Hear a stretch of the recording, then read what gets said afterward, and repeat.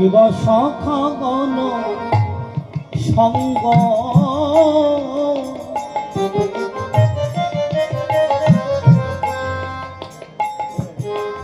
আহা ছাড়ি যত নন্দন আর সখাগণ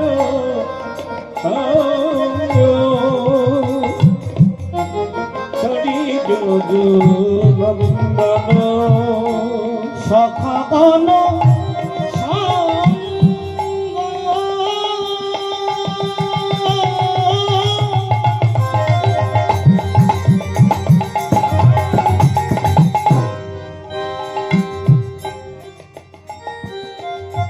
ছাড়ি যত নন্দন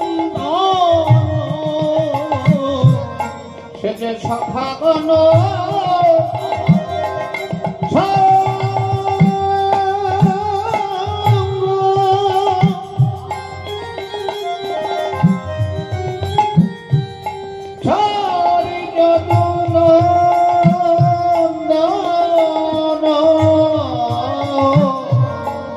চলো তো হে নগরা চলো তো হে নগরা হে চলো তো হে নগরা চলো তো হে নগরা শ্যামে নগর আমার চলিল চলিল রে শ্যামে নাগরে আমার চলিল রে শ্যামে নাগরে আমার চলিল রে আহা সখাগণে সঙ্গ ছেড়ে নাগর আমার চলিল রে আর সখাগণে সঙ্গ ছেড়ে নাগর চলিল রে কিবা সখাগণের সঙ্গ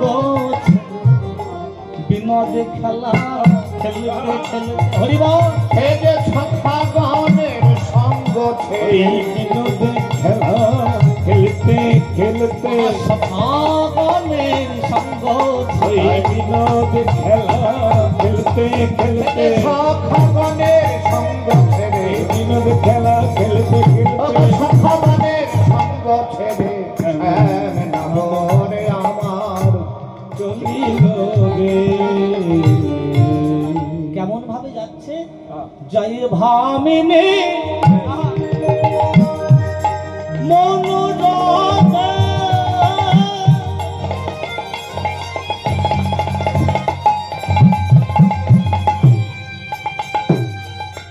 চলল বিপিন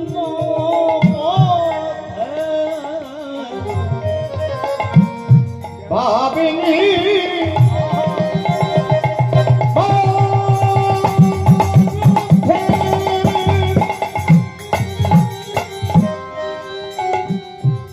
চলল বিপিন পথে জয় ভামিনী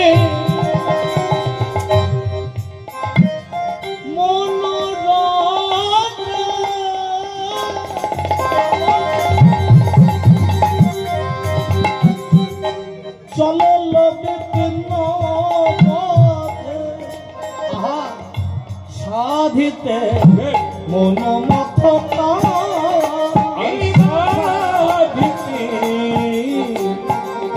মনোমত আহা চতুর শিরোমণিকা আহা চতুর শিরোমণি হে চতুর শিরোমণিকা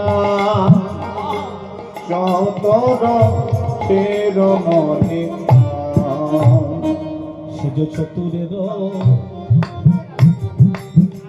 শিরোমণি সে যে চতুরের শিরোমণি সে যে চতুরের শিরোমণি আহাই আমাদের শ্যাম গুণমণি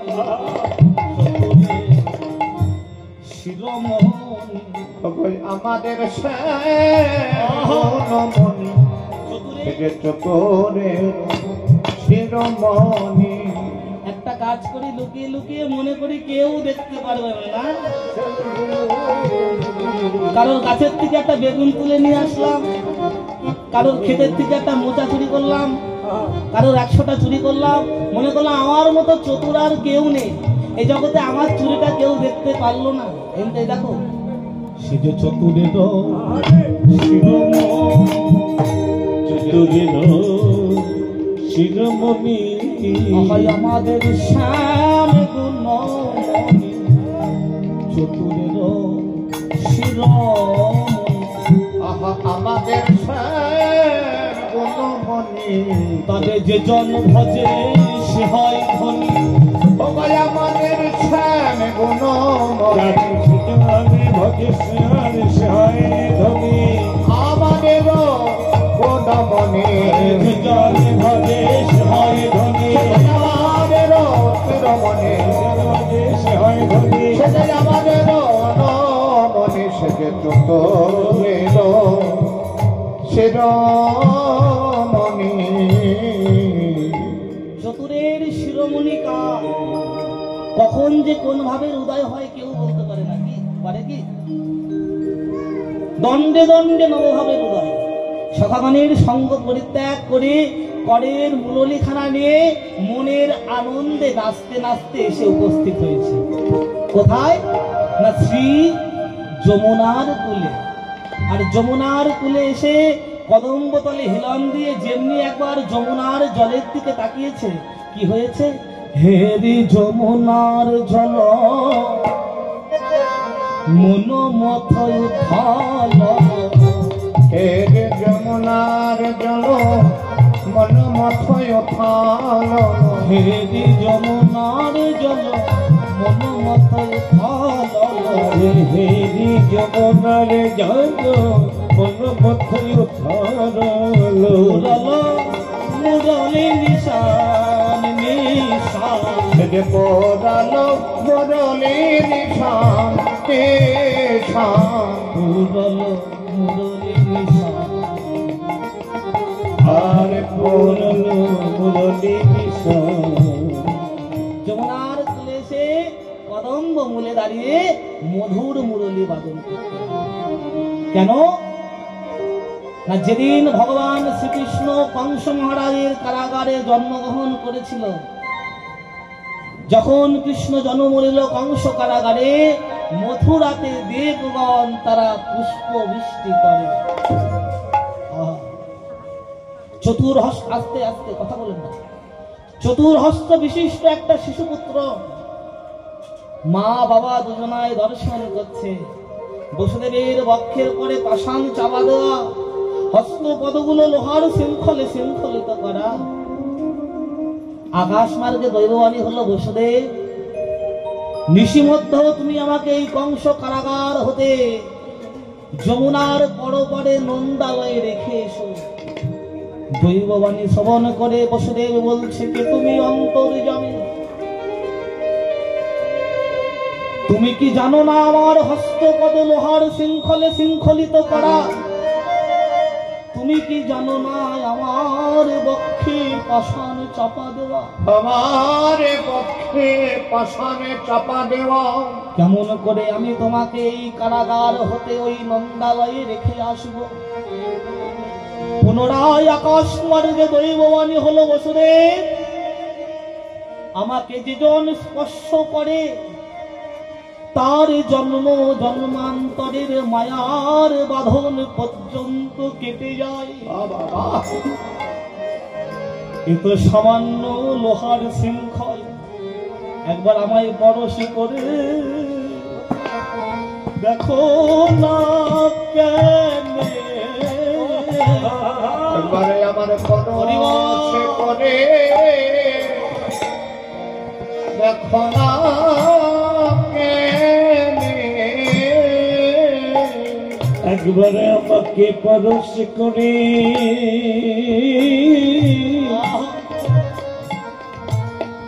করে দেখো না কেনে।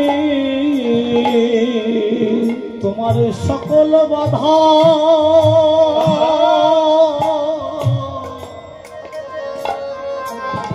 ঘুচে যাবে আমায় পরশ করে দেখো না কেন তোমার সকলে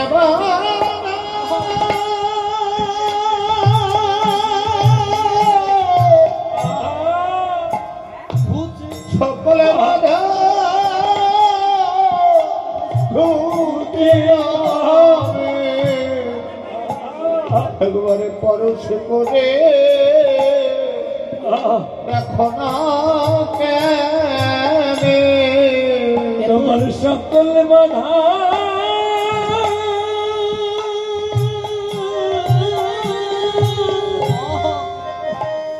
ঘুচে ঘুচে যাবে একবার পরশ করি দেখ না কেনে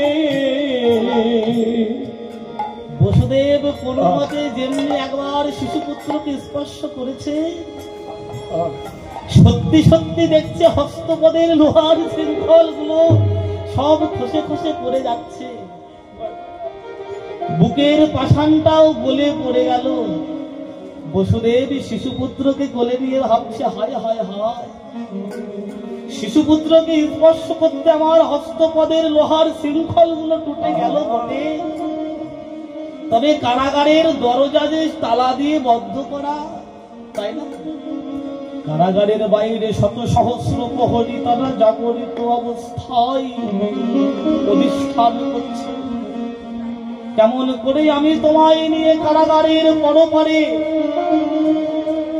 আবার হাসতে হাসতে বলছে এখনো দ্বিধা আছে, আমাকে বর্ষ করে তোমার লোহার শৃঙ্খল গুলো মোচন হলো আর তুমি এখনো দ্বিধা করে বলছো কিনা যে কারাগারের দরজা খুলবে না, একবার স্পর্শ তো করো।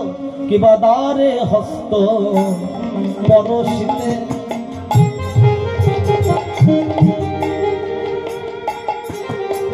দেখে দ্বার খোলে আচম্বিতে পরশিতে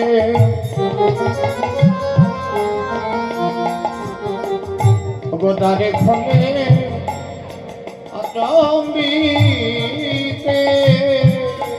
দ্বারে হস্ত পরশিতে দ্বার খুলে যায় আচম্বিতে দ্বারে হস্ত পরশিতে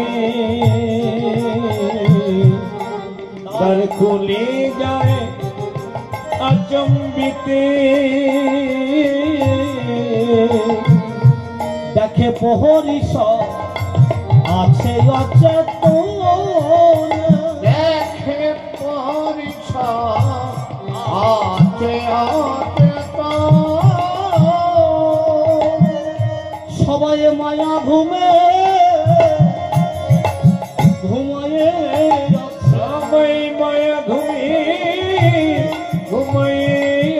আছে, সবাই মায়ার ঘুমে ঘুমায়ে আছে, সবাই মায়ের ঘুমে ঘুমায়ে আছে।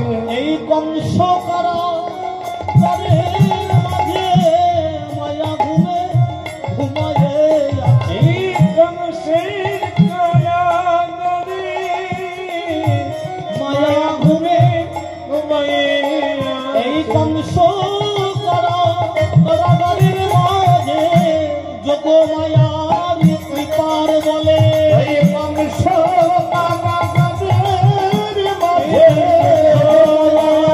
মায়া বলে বংশ কারাগারের মাঝে যোগ মায়ার কৃপার বলে বংশ কারাগারের মাঝে মায়া কৃপার বলে সবাই মায়া ঘুমে ঘুমায়ে আছে। শিশুপুত্রকে কোলে নিয়ে যেমনি কারাগারের দ্বার স্পর্শ করেছে, দ্বারটা আচম্বিতে খুলে গেল। শত সহস্র প্রহরী তারা মায়া ঘুমে ঘুমিয়ে পড়েছে।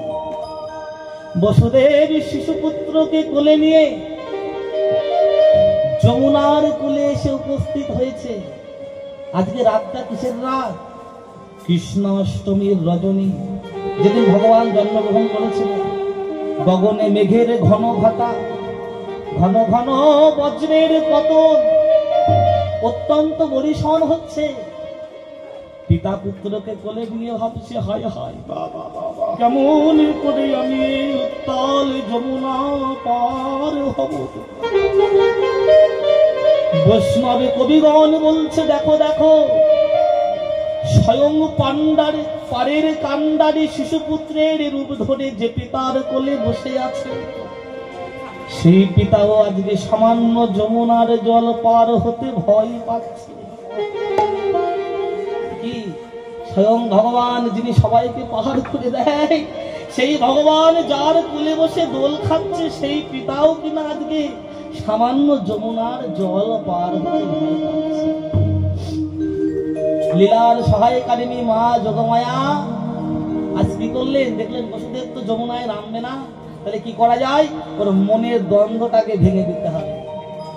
আজকে মা যোগমায়া একটা শ্রীগালিনীর রূপে ওই যমুনার জল পার হয়ে যাচ্ছে।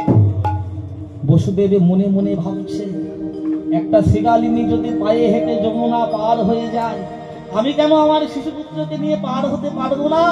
অবশ্যই পারবো। এই বলে শিশুপুত্রকে মস্তকে নিয়ে যেমনি পিতা বসুদেব আজকে যমুনাতে পদার্পণ করেছে, অমনি যমুনার কানে কানে কে যেন বলে গেল, যমুনা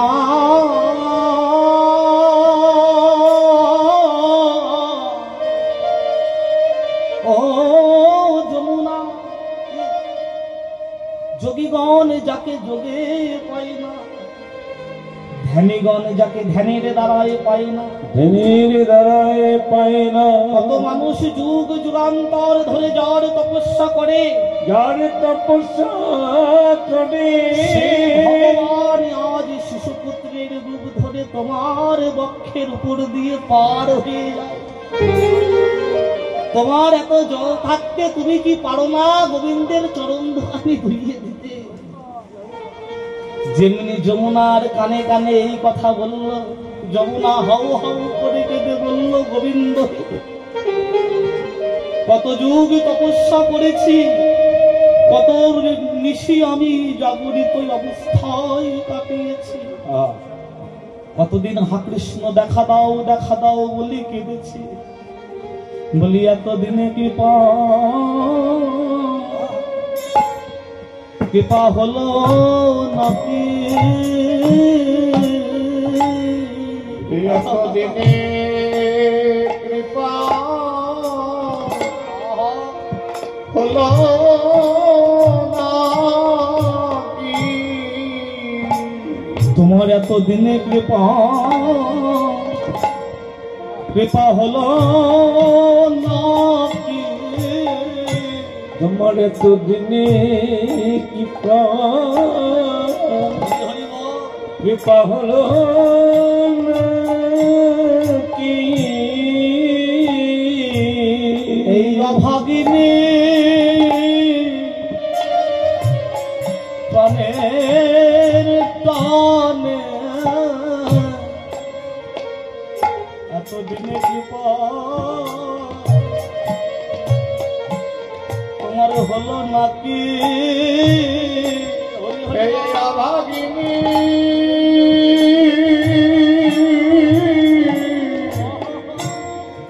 অভাগিনীর প্রাণের প্রাণে বলো বলো এতদিনে কৃপা হলো নাকি? এই অভাগিনী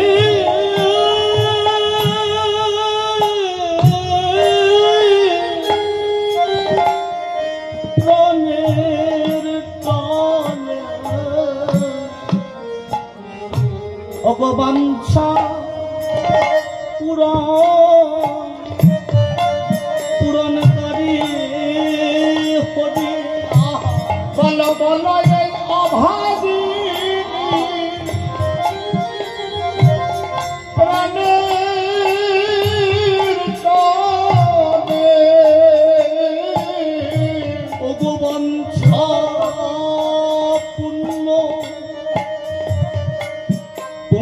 কারে হরে বলো বলো অভাগিনী প্রাণের টানে এই বাঞ্ছা পূর্ণ করি হরি। এই অভাগিনীর প্রাণের টানে তোমার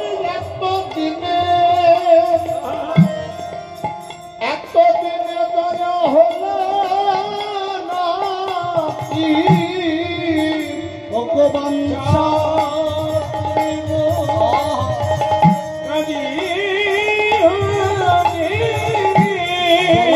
কতদিন বসে কাঁদবো আমি বল বল বাঞ্ছা পূর্ণ কারি তোমার আশা পথে নয়ন দিয়ে আমি কতদিন বসে থাকব গোবিন্দ দেখা দাও বলে আমি কতদিন বসে থাকব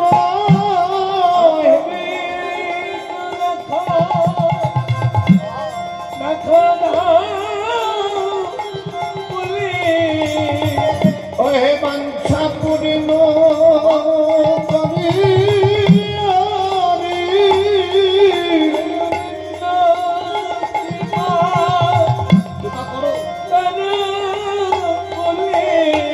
আমি কতদিন বসে থাকব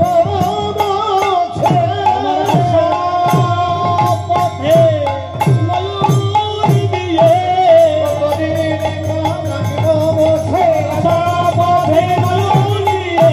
কতদিন থাকিব বসে বলো এতদিনে এতদিনে কৃপা তোমার কৃপা হলো ভগবানকে আসতে দেখে যমুনাথ তো আনন্দে ধরছে না। যমুনা তার তরঙ্গ বিস্তার করতে লাগলো। পিতার পায়ের পাতা হতে উরু, উরু থেকে নাভি, নাভি থেকে বক্ষ, বক্ষ থেকে কণ্ঠ পর্যন্ত জলে পরিপূর্ণ হয়ে গেছে। গোবিন্দ মনে মনে ভাবছে, যদি আমি আর কিছুক্ষণ পিতার মস্তকে থাকি, এই যমুনার তরঙ্গে ডুবে পিতায় আমার মারা যাবে। আমি তার আগে এক কাজ করি, যমুনাকে একটু দেখা দিয়ে আসি। এবারে বাঞ্ছা পুরা এতে কৃষ্ণ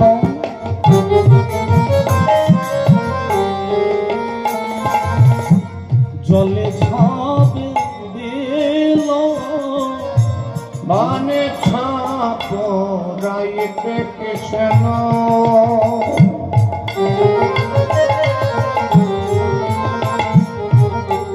জলে ঝাঁপ দিল আর যমুনার পক্ষে কৃষ্ণ উদয় এলো। যমুনার বক্ষে কৃষ্ণ উদয় হইল। কিন্তু ভাবুন তো, যে পিতার সন্তান জলে পড়ে গেল তার অবস্থাটা কেমন? হ্যাঁ, এর আগেও তার সাতটা সন্তানকে ওই কংস মহারাজ মেরেছে। যদিও একটা পুত্রকে কোনো মতে এই যমুনা পর্যন্ত এনেছিল, সেই পুত্র কিনা যমুনার জলে ডুবে গেল। পিতার মস্তক হইতে পুত্র যখন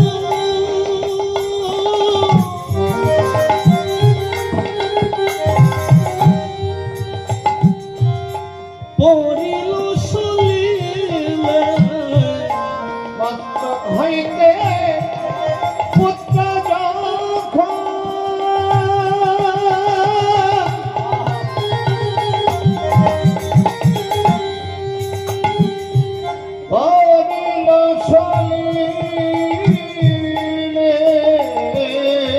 আর পুত্র হারা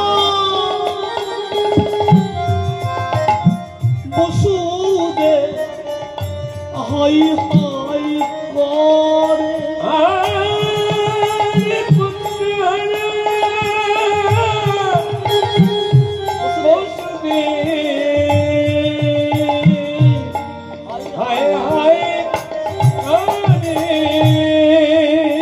বলে হাই হাই বিধে কি করিলে বলে হায় হায় বিধি কি করি হাই হাই কি করিলে বলে হায় হায় বিধি কি করি বলি আহারে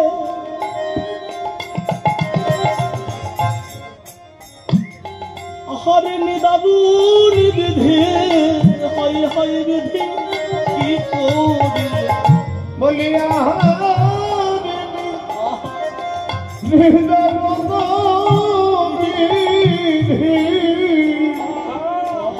হায় হায় বিধি কি করি বলে আহারে নিদারুন বিধি আমায় দিয়ে কেন আবার করে নিলি হরিলাল ওরে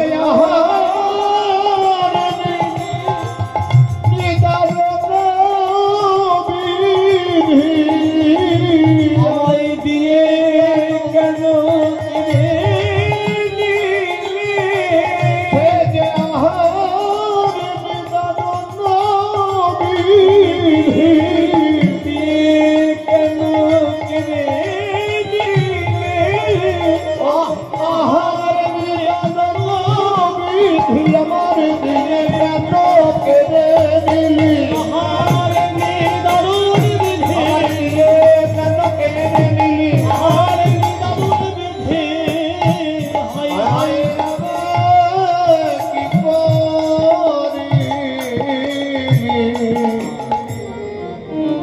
গোবিন্দ বলছে ও যমুনা ওই দেখো পিতার দিকে চেয়ে দেখো পিতা আমাকে কেমন করে খুঁজছে আর তোমার এই জলের মধ্যে যদি পিতা আমাকে এমন ভাবে খোঁজে কখন তোমার এই তরঙ্গে ঢুকে পিতা মারা যাবে আমি যে পিতৃবধের দায়ী হব আজ আমাকে ছেড়ে দাও যমুনা বলছে গোবিন্দ আজ আমি তোমাকে ছেড়ে দিতে পারি তবে আমাকে প্রতিশ্রুতি দিতে হবে কি প্রতিশ্রুতি